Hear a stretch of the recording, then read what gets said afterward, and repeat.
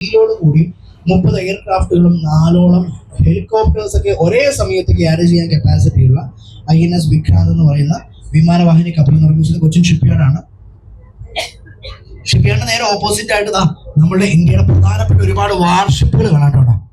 പ്രധാനപ്പെട്ട കപ്പലുകൾ INS Jamuna, INS Tharangini, INS Nilgiri, INS Sobhita, INS ധ്രുവ തുടങ്ങിയിട്ടുള്ള കപ്പലുകൾ കിടക്കുന്ന ഒരു ഏരിയയാണ്. നമുക്ക് ഏകദേശം 350-ൽ കൂടുതൽ യുദ്ധ കപ്പലുകളുണ്ട് നമുക്ക് ഇന്ത്യക്ക്. അതിൽ കുറച്ച് പ്രധാനപ്പെട്ട ഷിപ്പുകൾ അവിടെ നേവൽ ബേസ് ഏരിയയിൽ കാണാം. നേവി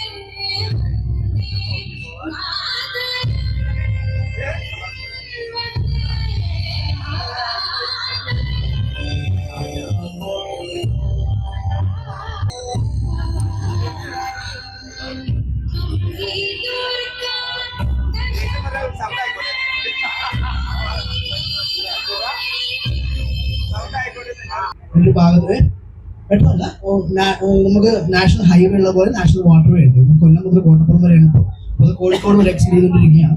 പുറകിൽ നിന്ന് ഒഴുകി വരുന്ന പെരിയാർ നദിയാണ്. പെരിയാർ നദി വന്ന് നമ്മുടെ വേമ്പനാട് കൂടിച്ചേരുന്ന സ്ഥലമാണ് വേമ്പനാട് കായലുമായിട്ട്. അപ്പോൾ ഇവിടെ വരെയുള്ള പെരിയാർ നദി ഇവിടെ നമ്മുടെ വേമ്പനാട് കായൽ സ്റ്റാർട്ട് ചെയ്യുകയാണ്. അപ്പോൾ വേമ്പനാട് കായലും പെരിയാർ നദിയും കൂടി ഒന്നിച്ച് സംഗമിച്ചതിന് ശേഷം അറബിക്കടലിലേക്ക് ഒരുമിച്ച് ഒഴുകിപ്പോയി അവിടെ അവസാനിക്കുന്ന ഒരു സവിശേഷത കൂടിയുള്ള ഒരു സ്ഥലമാണത്. നിങ്ങളുടെ ലെഫ്റ്റ് സൈഡിൽ നോക്കിക്കഴിഞ്ഞാൽ ഇടത്ത് വശത്ത് നമുക്കിപ്പോൾ പിരമിഡ് ആകൃതിയിലുള്ള 2 ട്വിൻ ബിൽഡിങ്സ് കാണാം. ആ ബിൽഡിംഗ് ആണ് നമ്മുടെ കേരളത്തിലെ ആദ്യത്തെ ഷോപ്പിംഗ് കോംപ്ലക്സ് ആണ്. ഷോപ്പിംഗ് മാളുകൾ എന്നൊക്കെ പറയുന്ന ഒരു കൺസെപ്റ്റ് വരുന്നതിന് മുമ്പ് സ്റ്റാർട്ട് ചെയ്ത കേരളത്തിലെ ഷോപ്പിംഗ് കോംപ്ലക്സ് കൺസെപ്റ്റിലെ ആദ്യത്തെ കൺസെപ്റ്റ് ആണ് ഈ കാണുന്ന GCDA കോംപ്ലക്സ്. അത് മേനക എന്നറിയപ്പെടുന്ന ലൊക്കേഷൻ ആണ്. നമുക്ക് പറയാൻ പറ്റുന്നത് മേനക തിയേറ്ററിൽ വന്നിട്ടുണ്ടോ? മേനക വന്നിട്ടോ? ആ തിയേറ്ററിന്റെ പേരിലാണ് ഇപ്പോൾ സ്ഥലം അറിയപ്പെടുന്നത്, നമുക്ക് എല്ലാവർക്കും അറിയാം. പിന്നെ അതുപോലെ നിങ്ങൾ റൈറ്റ് സൈഡിലേക്ക് നോക്കിയാൽ നിങ്ങൾക്ക് വെള്ളത്തിലായിട്ട് കുറച്ച് തുരുത്തുകൾ കാണാം. 2-3 തുരുത്തുകൾ, ചെറിയ ഐലൻഡ്സ്, ദ്വീപുകൾ പോലെ കാണുന്ന ഈ ഐലൻഡ്സ് ഒക്കെ കൃത്രിമമായിട്ട് ഉണ്ടാക്കി വെച്ചിരിക്കുന്നതാണ്. ആർട്ടിഫിഷ്യൽ ആയിട്ട് ഉണ്ടാക്കി വെച്ചിരിക്കുന്ന ചെറിയ ചെറിയ തുരുത്തുകളാണ്. ഇതിനൊക്കെ നമ്മൾ വിളിക്കുന്നത് ഡയമണ്ട് ഐലൻഡ്സ് എന്നാണ്. Diamond islands. നിങ്ങൾ ലോകത്ത് എവിടെയെങ്കിലും ചെടികൾ പ്രസവിക്കുന്നത് കേട്ടിട്ടുണ്ടോ? പ്രസവിക്കുന്ന ചെടികൾ കേട്ടിട്ടുണ്ടോ?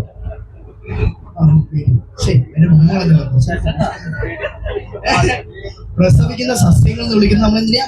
കണ്ടൽക്കാടുകൾ. എന്താണ് അതിന് കാരണം? ഏതെങ്കിലും ചെടിയുടെ വിത്ത് വന്ന് വെള്ളത്തിൽ വീണ് കഴിഞ്ഞാൽ പിന്നെ മുളക്കും.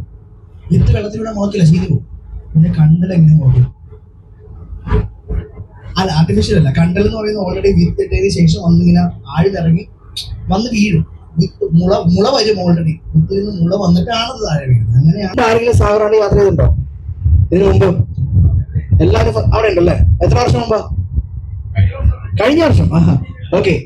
അപ്പൊ വേറെ ആരും വന്നിട്ടില്ല? ആദ്യമായിട്ടുണ്ടല്ലോ അല്ലേ? വെസൽസിലാണ്. ഓക്കെ. സാഗറാണി എന്ന് പറയുന്നത് ഇതിൽ ആദ്യമായിട്ടല്ലേ? ഓക്കെ. അപ്പൊ സാഗറാണി നിങ്ങൾക്ക് എന്ത് തോന്നുന്നു? കുറച്ചുകൂടി പറയുന്നുണ്ട് ഇത് കപ്പലല്ലടി, ഇത് ബോട്ടാണ്. ഞാൻ സാഗറാണി എന്താണെന്ന് പറഞ്ഞു കേട്ടോ. കേട്ടില്ല? എവിടെ തിരിച്ചോ? രാത്രി 7 മണിക്കാണോ? രാത്രി 10 പ്രാവശ്യം പോകാൻ സമയം 7 മണി പറയും. അപ്പൊ ഏതായാലും സാഗറാണ്.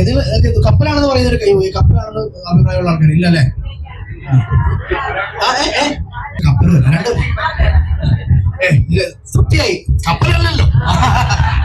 അപ്പൊ നമ്മള് കൊച്ചിയിൽ കപ്പൽ യാത്ര എന്ന് പറയും, കപ്പലാണെന്നാണ് സാഗറാണിനെ പറഞ്ഞ് കപ്പൽ എന്ന് പറയുന്നത്. എന്താണ് പറയാനുള്ള റീസൺ എന്ന് ചോദിച്ചു കഴിഞ്ഞാല്, സാഗറാണി എന്ന് പറയുന്നത് IRS ക്ലാസ് സർട്ടിഫൈഡ് വെസലാണ്. അതായത് Indian registration of shipping certification ഉള്ള ഒരു മിനി ഷിപ്പാണ് സാഗറാണി.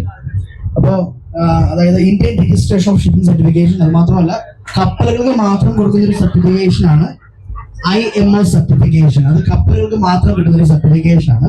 അതും നമുക്കുണ്ട്. അങ്ങനെ കേരളത്തില് ടൂറിസ്റ്റുമായിട്ട് കടലിലേക്ക് പോകാൻ വേണ്ടിയുള്ള കേരള സർക്കാരിന്റെ അണ്ടർടേക്കിംഗ് വരുന്ന പ്രധാനപ്പെട്ട സീ ഗോയിങ് വെസൽ ഒന്നാണ് സാഗറാണി. ഇത് അറിയാലോ, കടൽ യാത്ര ചെയ്യുന്ന വെസലാണ്. സംശയം പറഞ്ഞോ. ഇതിൽ ജാക്കറ്റ് ഒക്കെ ഓൾറെഡി റെഡി അല്ലേ? കേട്ടില്ല? ജാക്കറ്റ് ഒക്കെ ലൈഫ് ജാക്കറ്റ് ലെഫ്റ്റും റൈറ്റും ഒക്കെ അതൊക്കെ ഞങ്ങള് ഷൂട്ട് ചെയ്യണ്ട്. ഓവർലോഡൊക്കെ ഇരിക്കുന്നേ. ഷൂട്ട് ചെയ്യണ്ട്. ഏതാ? അതൊക്കെ ഞങ്ങള് ഷൂട്ട് ചെയ്യുന്നുണ്ട്. ചെറിയൊരു ഇളമഞ്ചിയാണ്. അത്ര പേര് ബാലൻസ് ചെയ്ത് ഇതിനെ ബാർജുകൾ പറയണം. എന്തോ ഇത് FICT ഇവിടെ നമ്മുടെ തന്നെ KSIC-യാണ്. FICT നമ്മുടെ ഇതാണ്. അപ്പൊ നമ്മുടെ KSIC-യുടെ ബാർജ് ഒരുപാട് കാര്യത്തിന് ഇതുപോലെ ഈ ഫ്രണ്ട് വശം നീണ്ടു നിൽക്കുന്ന സംഭവമാണ് ബാർജ് എന്ന് പറയുന്നത്. പല കാര്യങ്ങൾക്ക് യൂസ് ചെയ്യും. ഇപ്പോൾ ഷിപ്പുകളിലേക്ക് ഓയിലുകളും ഡീസലൊക്കെ എത്തിക്കാനോ, അതുപോലെ ഈ പറയുന്ന പോലെ ഈ ഡ്രെഡ്ജ് ചെയ്തെടുത്തിട്ടുള്ള ചെളി കടലിൽ കൊണ്ടുപോയി കളഞ്ഞു വരാനൊക്കെ യൂസ് ചെയ്യുന്ന ഒരു സംഭവമാണ് ബാർജ് എന്ന് പറയുന്നത്. അപ്പൊ നമുക്കിവിടെ ഒരു ബോട്ട് ജെട്ടി കാണാം. ഒരുപാട് വർഷം പഴക്കമുള്ള ഒരു ബോട്ട് ജെട്ടിയാണ്. പരമ്പരാഗതമായിട്ടുള്ള ബോട്ട് സർവീസ് ആണ്. പണ്ട് സ്വാമി വിവേകാനന്ദൻ അദ്ദേഹത്തിന്റെ ഭാരത പര്യടന വേളയിൽ ധാരാളം കെട്ടുവള്ളങ്ങളുടെ അകമ്പടിയോട് കൂടി കന്യാകുമാരിയിൽ നിന്ന് യാത്ര ആരംഭിച്ച് ഇവിടെ ഒന്ന് വിശ്രമിക്കാനായിട്ട് കയറിയൊരു സ്ഥലമാണ്. അങ്ങനെ ഒരു പ്രത്യേകതയുണ്ട്. മാത്രമല്ല നമ്മുടെ വൈക്കം മുഹമ്മദ് ബഷീറിന്റെ ഒരു പുസ്തകക്കടയൊക്കെ ഉണ്ടായിരുന്ന ഒരു ഏരിയയാണത്. നമ്മളിപ്പോ ദേശീയ ജലപാതയിലൂടെ കടന്നു വന്ന് നമ്മളിനി ഷിപ്പിംഗ് ചാനലിലേക്ക്, കപ്പൽ ചാനലിലേക്ക് നമ്മുടെ ബസ്സിൽ കയറാൻ പോവാണ്. ഇവിടെ നമ്മൾ പതിയെ തിരിഞ്ഞ് കപ്പൽ ചാനലിലേക്ക് കയറും. അപ്പോൾ ഇവിടുന്ന് ആഴം ഏകദേശം 34 മീറ്റർ ആഴമാണ്. 34 മീറ്റർ, പിന്നെ 41 മീറ്റർ, 53 മീറ്റർ, 62 മീറ്റർ, അങ്ങനെ ഡ്രാഫ്റ്റ് ആഴം അങ്ങനെയാണ് പോകുന്നത് ഓരോ ചാനൽ കൂടി. ഇപ്പോഴും 24/7 ഡ്രെഡ്ജിങ് നടത്തിക്കൊണ്ടിരിക്കുന്ന കപ്പൽ ചാലാണ് നമ്മൾ കൊച്ചി ചേരട്ടെ. 3 കപ്പലുകൾ, 3 മണ്ണ് മാന്തി കപ്പലുകൾ ചേർന്ന് നിരന്തരമായിട്ട് ഡ്രെഡ്ജിങ് നടന്നുകൊണ്ടിരിക്കുന്ന സ്ഥലമാണ് നമ്മളുടെ ഈ ചാനൽ. ഇവിടെ ഈ കാണുന്ന മരങ്ങളൊക്കെ തിങ്ങി നിറഞ്ഞിരിക്കുന്ന ഏരിയ ആണത്. പറഞ്ഞു. അതായത് ഡ്രെഡ്ജ് ചെയ്യുന്ന ഇവിടെ നമുക്ക് 2 ഡ്രെഡ്ജറാണ് കാണാൻ പറ്റുക കൊച്ചിയിൽ. അതിൽ ആ കിടക്കുന്ന ഒരു ഡ്രെഡ്ജറാണ്, ആ ബ്ലാക്ക് ആൻഡ് യെല്ലോ കളർ കാണുന്നതാണ്. ആ കപ്പല് അതൊരു മണ്ണുമാന്തി കപ്പലാണ്. അതെന്ന് പറയുന്നത് ബാക്കിൽ ഒരു പൈപ്പ് ഉണ്ട്. ആ പൈപ്പ് വെള്ളത്തിനടിയിലേക്ക് ഇറക്കിയിട്ട് അതുവഴിയാണ് ഈ ചെളിയും മണ്ണൊക്കെ സക്ക് ചെയ്തെടുത്തത്. സെൻട്രലിൽ കാണുന്ന വലിയൊരു സ്റ്റോറേജ് ആണ്, ബോക്സ് സ്റ്റോറേജ് ആണ്. വെള്ളത്തിനടിയിലേക്ക് ഒരു 6-7 മീറ്റർ ഉണ്ട് കപ്പല്. അത് അതിനകത്ത് നിറച്ച് ചെളിയെല്ലാം ഫില്ല് ചെയ്തതിനു ശേഷം കടലിൽ നിന്ന് കൊണ്ടുപോയിട്ട് കളയും. അറബിക്കടലിൽ കൊണ്ടുപോയി ചെളി കളഞ്ഞതിന് ശേഷം തിരിച്ചു വന്നിട്ട് പിന്നെ ഡ്രെഡ്ജ് ചെയ്യും. അതിലല്ലേ ഇവിടെ ഇടാൻ പറ്റില്ല. അപ്പൊ എന്താ പറയാ, അങ്ങനെയാണ് ഇത് സംഭവം ചെയ്യുന്നത്. അപ്പൊ ഇതിനൊക്കെ ഹെൽപ്പ് ചെയ്യാൻ വേണ്ടിയിട്ട് ബാർജുകളുണ്ട്. അപ്പൊ മെയിൻ ആയിട്ടുള്ള സംഭവം എന്ന് വെച്ച് കഴിഞ്ഞാൽ 20 മിനിറ്റ് നേരമാണ് ഒരു ഡ്രെഡ്ജ് ചെയ്യാനായിട്ട് അത് ഫില്ല് ആവാനായിട്ടുള്ള ആവശ്യം. അപ്പൊ അതിന് ഹെൽപ്പ്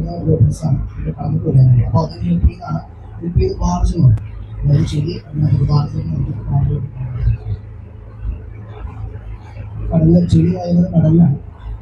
ഇനി നമ്മൾ പതിയെ റൈറ്റ് സൈഡിലേക്ക് ഡ്രെയിൻ ചെയ്തിട്ട് റൈറ്റ് സൈഡിൽ വലതുവശത്ത് കണ്ട ഈ പൈപ്പ് ലൈൻ COT എന്ന് പറയുന്ന പൈപ്പ് ലൈൻ പോലെ ലെഫ്റ്റ് സൈഡ് ഇവിടെയും ഒരു പൈപ്പ് ലൈൻ കാണാം. ഷിപ്പ്യാർഡ് പറയാം. അതിനു മുമ്പ് ഈ കാണുന്ന പൈപ്പ് ലൈൻ എന്ന് പറയുന്നത് റിഫൈനറി ചെന്ന് റിഫൈൻഡ് ആയിട്ട് വരുന്നത്, അതായത് പെട്രോൾ, ഡീസൽ, മണ്ണെണ്ണ, ഏവിയേഷൻ ഓയിൽ തുടങ്ങിയ ഇന്ധനങ്ങൾ അത് കൂടുതൽ ജനീകരിച്ചുണ്ടാകുന്നത്. ആ ഇന്ധനം